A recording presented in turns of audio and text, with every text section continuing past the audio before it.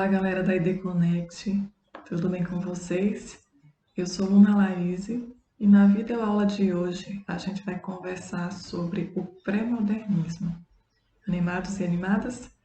Acredito que seja um tema que a maioria de vocês já teve alguns contatos e aproveito para pedir para vocês trazerem as dúvidas e questionamentos a respeito desse tema aqui nos nossos comentários. Não deixe também de seguir o nosso canal e dar o seu like, tá? Ativa o sininho, que aí vocês vão ficar sempre recebendo as notificações das nossas postagens. Vamos então começar? Vamos lá!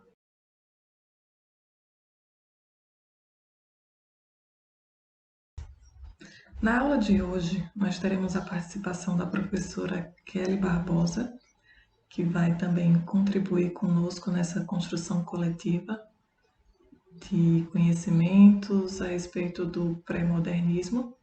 E para falar de pré-modernismo, tem uma pergunta que vai guiar muito o pensar a respeito dessa fase literária brasileira.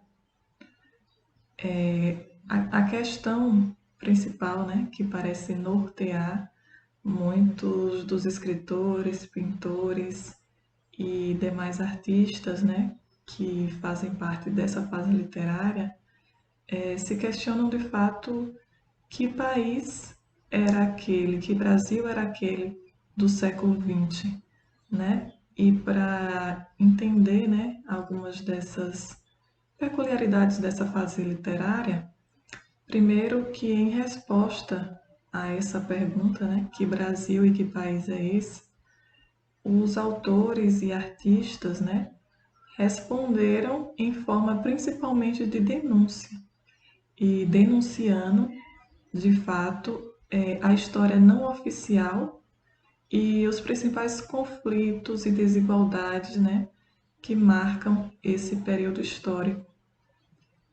Muito no sentido de que o Brasil estava vivenciando já a sua fase de república e, ao mesmo tempo, né, essa urbanização que começava a aumentar também trazia como consequência o aumento dos contrastes sociais, né, e das desigualdades.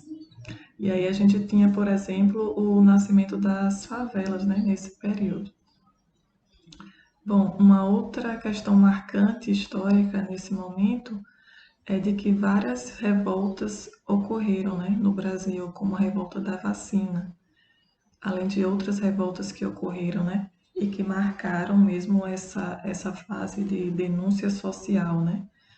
Então, o que a gente vai ver nessa fase literária também é a presença marcante de uma linguagem, né, mais coloquial, de imagens e de representações de símbolos e signos que trazem em evidência esse caráter social do Brasil.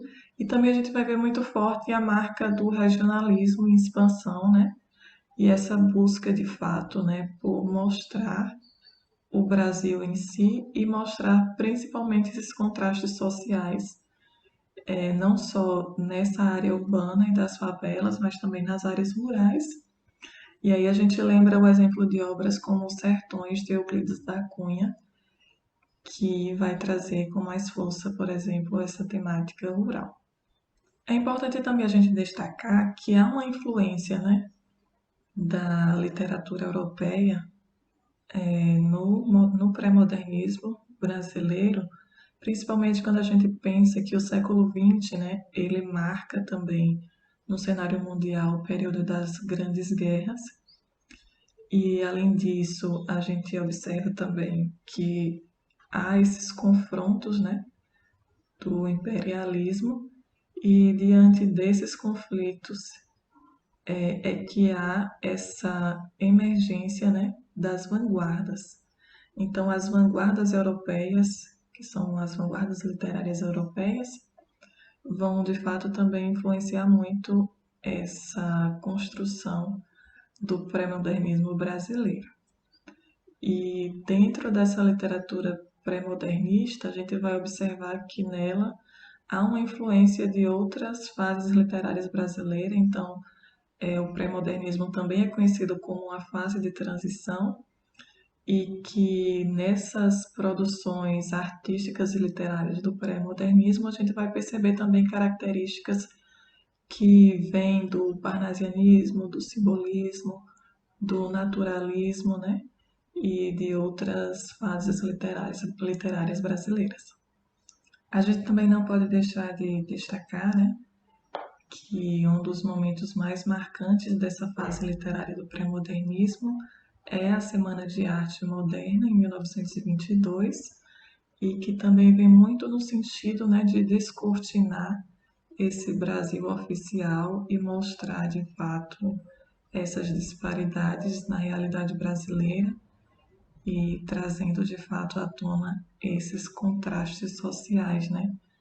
De visibilizar as situações nas favelas, nas áreas rurais e os principais conflitos, né, que estavam ocorrendo naquele momento.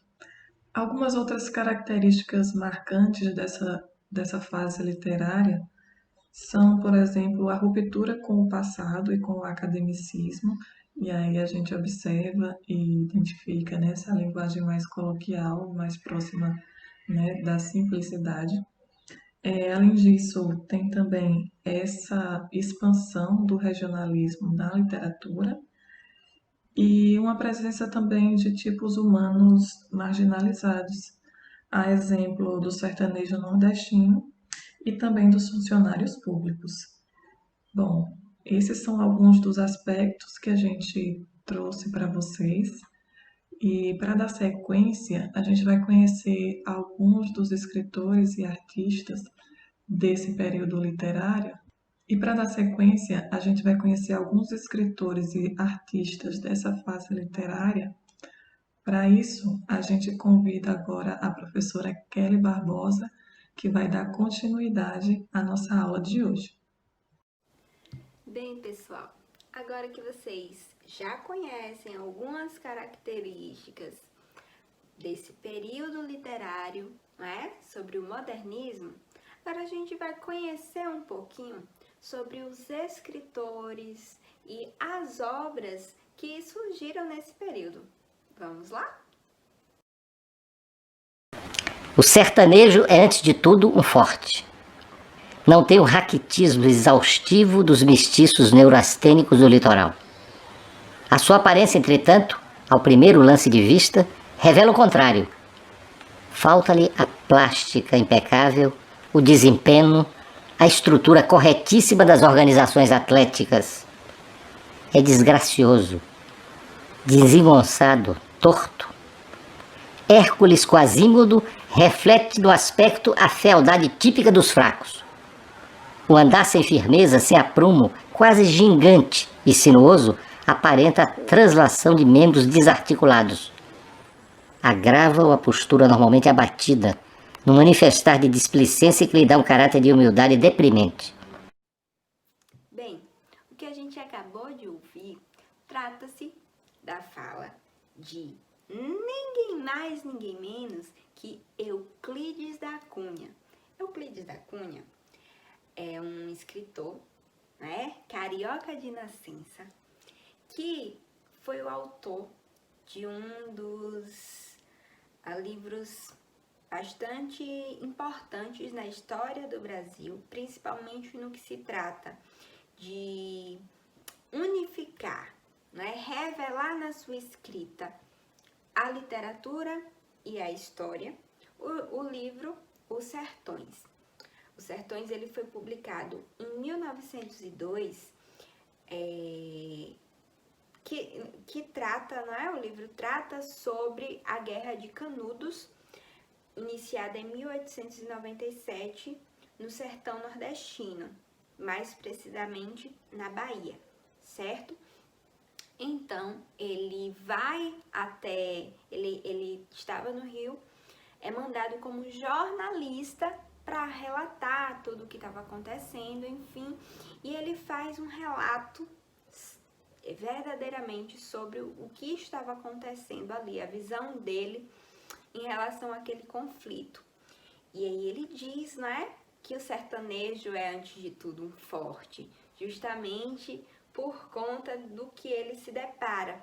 O que era para ser um relato jornalístico torna-se a chamada Bíblia da Nacionalidade Brasileira, nomeada assim pelo escritor Pedro Nabuco, certo? Os Sertões de Euclides da Cunha possui basicamente 600 páginas, mas é muito prazeroso de ler, certo? E como ele era jornalista, então os Sertões, que revela a escrita de Euclides da Cunha, traz justamente essa mistura dos textos literários, porém com a descrição que combina, que converge, não é? Com os textos jornalísticos. Isso é uma característica que a gente consegue observar, certo?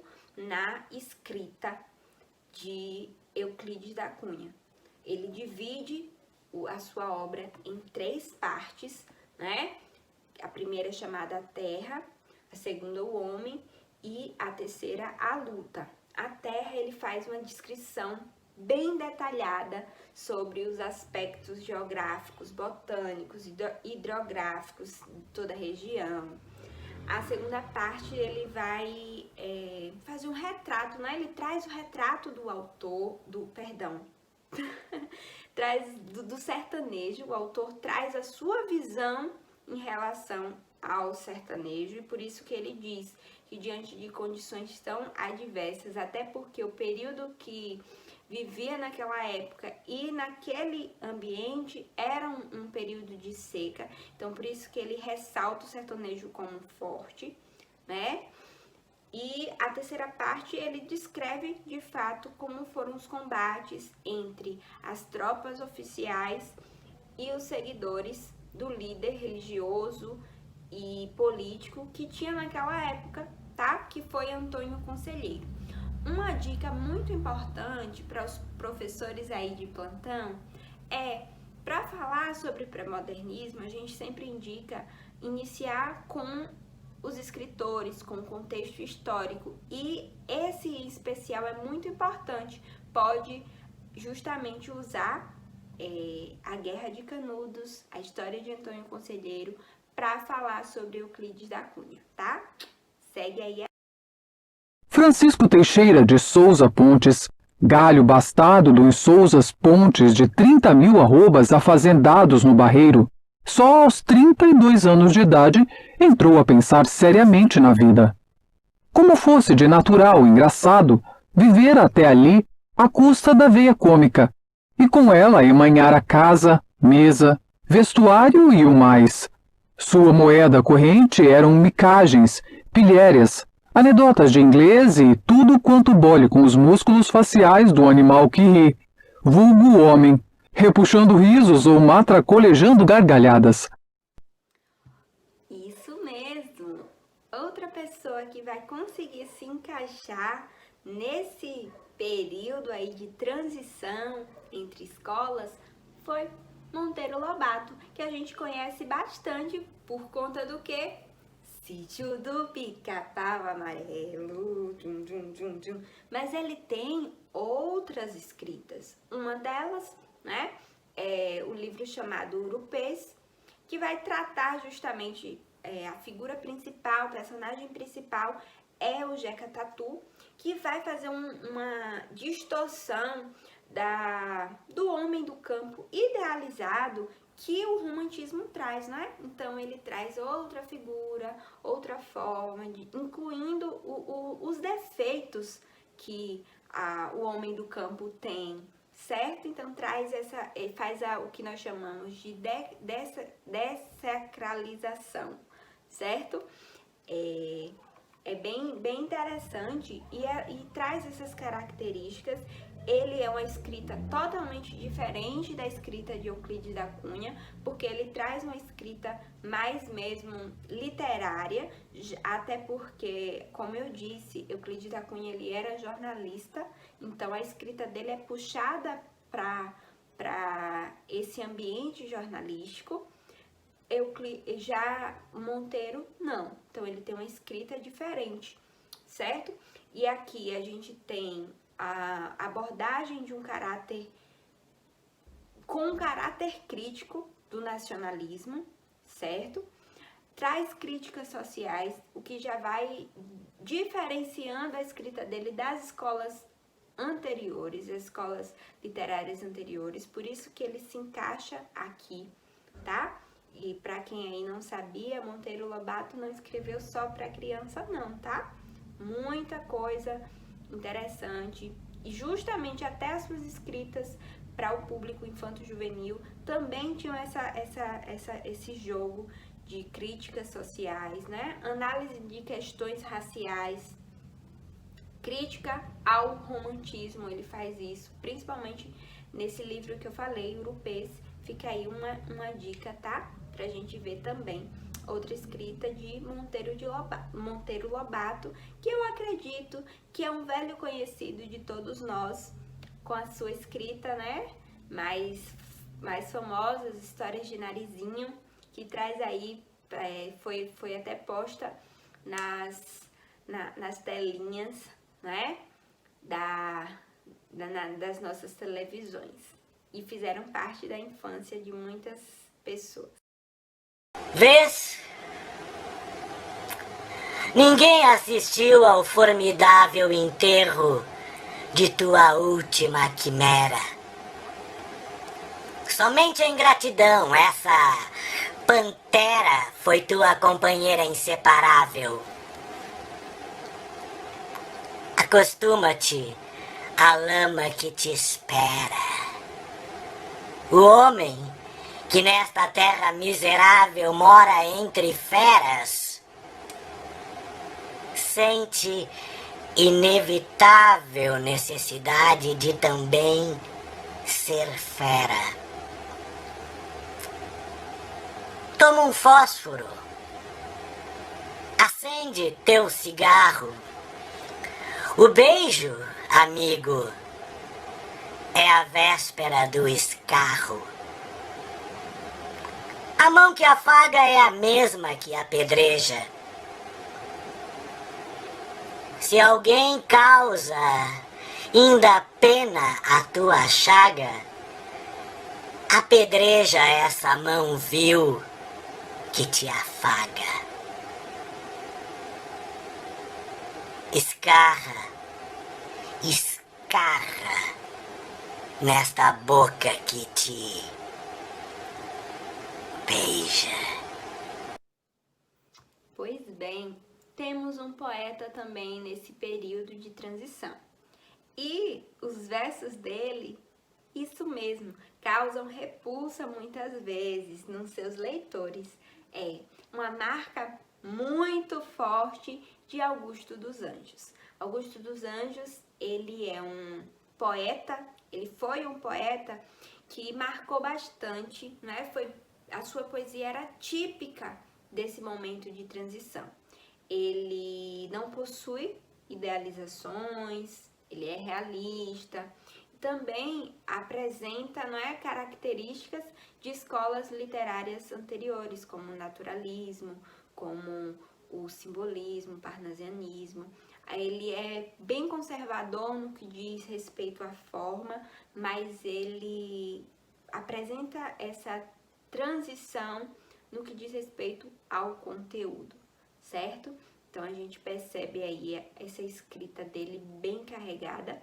Ele foi autor de apenas um livro, chamado Eu, publicado em 1912, que traz na literatura brasileira algo diferente, né?